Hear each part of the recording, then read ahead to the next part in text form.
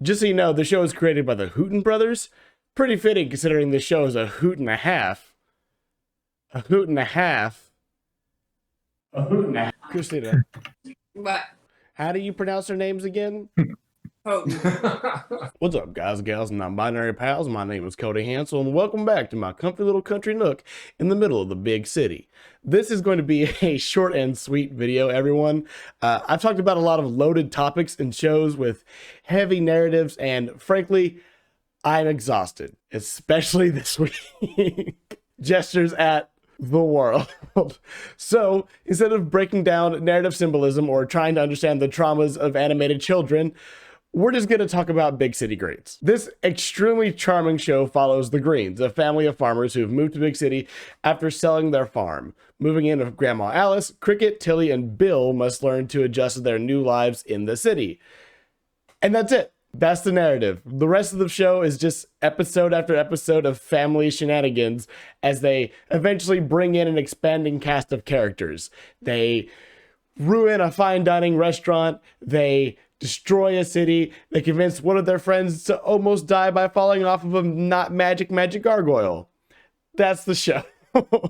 Of course, they eventually bring in and expand the cast of characters like Remy, Cricket's best friend, the kid's mom, ex-convict, and Bill's wife, Nancy, and Gloria, an employee at the Big Coffee, whose life is constantly being paralleled to my own, and I don't need to be reminded of my own failures, Hootens. Anyways, this show is board-driven comedy gold.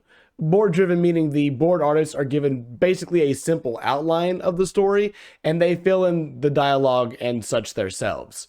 And the board artists on this show are hilarious. Like, some of the funniest people I've ever seen. Some of my favorites are Ian Mutchler, Charlie Gavin, Kiana Consmith, and Julia Kay. At least those are the names that seem to pop up on every episode that I can't stop laughing on.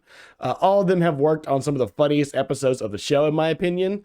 In general, there's not an unfunny episode yet, and it's almost better out of context. Almost. But seriously, check out the Big City Greens No Context Twitter. It's very good. Link will be down in the description. You know, with all my socials and my Discord and my Twitch. Always be plugging. Now, I know I said there wasn't going to be any heavy narratives to talk about, but I do want to mention that there are some times where the show goes a little deeper, especially with the Uncaged special, where we see Nancy meeting the Greens for the first time after getting out of jail. Another highlight of an episode is the one where Phoenix, Cricket's dog, runs off and we see a really sensitive side of Cricket, which is pretty great. You know, another crying child. Nope, I didn't get teared up. Not me.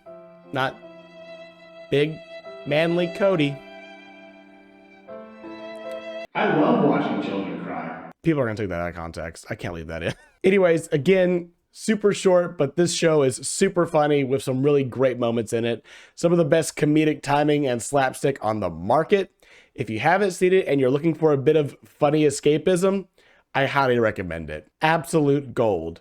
Like the corn growing tall in Bill's farm. Let me know who your favorite character is down in the comments below and why it's obviously Tilly. Remember to like, subscribe, and share the video if you haven't already. Now y'all get on out of here. Thank you for watching.